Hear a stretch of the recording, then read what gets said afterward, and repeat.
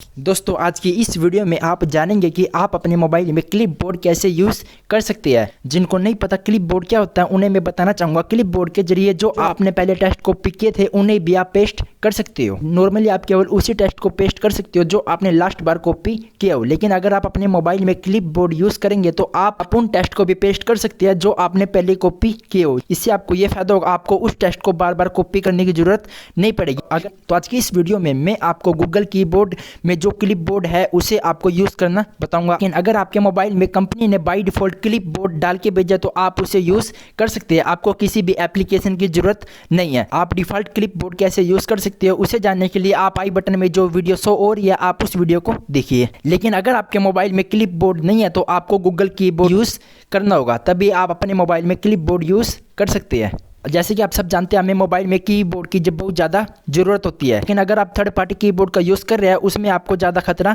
रहता है। बिकॉज आप इंस्टाग्राम, फेसबुक, जीमेल इन सब का पासवर्ड आप अपने कीबोर्ड से ही एंटर करते हैं। तो आपको कभी भी अपने मोबाइल में थर्ड पार्टी कीबोर्ड का यूज़ नहीं करना है। आपको हमेशा अपने मोबाइल में गूगल कीबोर्ड का यूज़ करना है, और गूगल कीबोर्ड का यूज़ आप करेंगे तो आपको क्लिपबोर्ड भी मिल जाएगा अगर आपके मोबाइल में क्लिपबोर्ड नहीं है। तो चलिए अभी मैं आपको बता देता हूँ आप गूगल कीबोर्ड में क्लिपबोर्ड कैसे यूज़ कर सकते हैं। तो चलिए वीडियो शुरू करते हैं। तो इसके लिए आपको सबसे पहले प्ले स्टोर पर आ जाना है। प्ले स्टोर पर आने के बाद अभी आपको यहाँ पे सर्च बार पर क्लिक करना है और आपको यहाँ पे गूगल कीबोर्ड सर्च कर लेना है, या फिर आप यहाँ पे जी बोर्ड सर्च करेंगे तो आपके सामने यहाँ पे गूगल कीबोर्ड यहाँ पे आ जाएगा। तो आपको अपने मोबाइल में इसे इंस्टॉल कर लेना है। लेकिन किसी किसी मोबाइल में accompany by default Google keyboard को इंस्टॉल करके बेचती है। अगर आप इसे यहाँ पे अनइंस्टॉल भी कर देंगे तो ये यहाँ पे अपडेट के लिए आ जाएगा, लेकिन आपके मोबाइल से ये यहाँ पे अनइंस्टॉल नहीं होगा। कमाल की बात तो ये है कि आपके मोबाइल में ये कहीं पर भी शो नहीं होगा। जैसे कि मैं आपको यहाँ पे सर्च करके दिखा देता हूँ, तो देख सकते हैं मेरे सामने यहाँ पे गूगल कीबोर्ड की एप्लीकेशन नहीं आई है, बल्कि कुछ ऐसा नोटिफिकेशन शो कर रहा है। जैसे मैं इसके ऊपर यहाँ पे क्लिक करूंगा तो मेरे सामने यहाँ पे no apps found to open URL कुछ ऐसा मैसेज आ रहा है।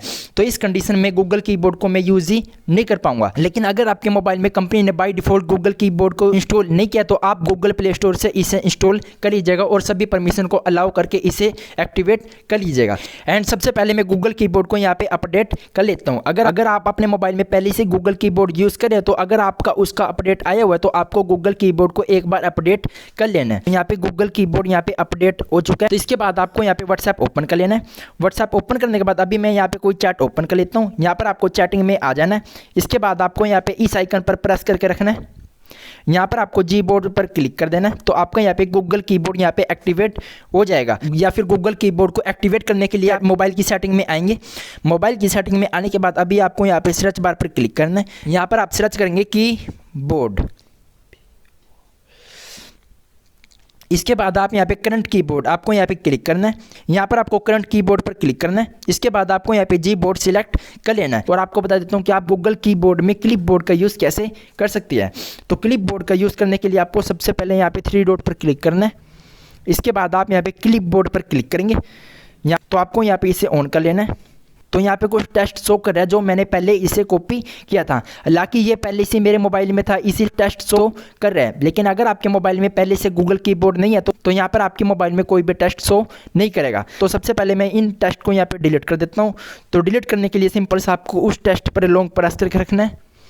इसके बाद आपको यहाँ पे डिलीट पर क्लिक कर देना है, या फिर आप इस पेंसिल के आइकन पर क्लिक करेंगे और आप उन टेस्ट को यहाँ पे सिलेक्ट करेंगे जिन्हें आप यहाँ पे डिलीट करना चाहते हैं। इसके बाद आप यहाँ पे डिलीट के आइकन पर क्लिक करेंगे। यहाँ पे मैंने इसे डिलीट कर दिया तो यहाँ पे ये सभी टेस्ट यहाँ पे डिलीट हो चुके हैं। आप यहाँ पे क्लिपबोर्ड में 5 टेस्ट को यहाँ पे सेव कर सकती है। जैसे कि मैं यहाँ पे एक टेस्ट को कॉपी कर लेता हूँ, सब्सक्राइब माई चैनल, मैं इसे यहाँ पे कॉपी करता हूँ।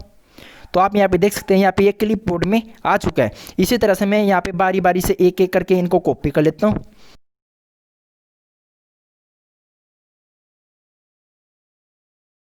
तो देख सकते हैं मैंने यहाँ पे 5 टेस्ट को यहाँ पे कॉपी कर लिया। जैसे ही मैं यहाँ पे 6 टेस्ट को यहाँ पे कॉपी करूँगा तो ये 5th क्वेश्चन की जगह ले लेगा।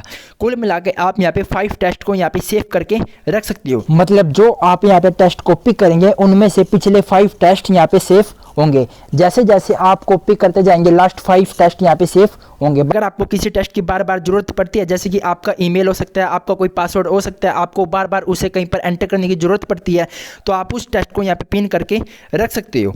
पिन करके रखने से क्या होगा, ये आपका टेस्ट यहाँ पे सेफ रहेगा। और पिन करने से हमें एक फ़ायदा और ये मिल जाएगा कि जो हमने पिन किया है उसे छोड़कर हम 5 टेस्ट और यहाँ पे ऐड कर सकते हैं। जैसे कि आप यहाँ पे देख सकते हैं पिन में केवल एक ही टेस्ट है और रिसेंट में केवल 5 टेस्ट है। तो मैं यहाँ पे एक और टेस्ट को कॉपी कर लेता हूँ।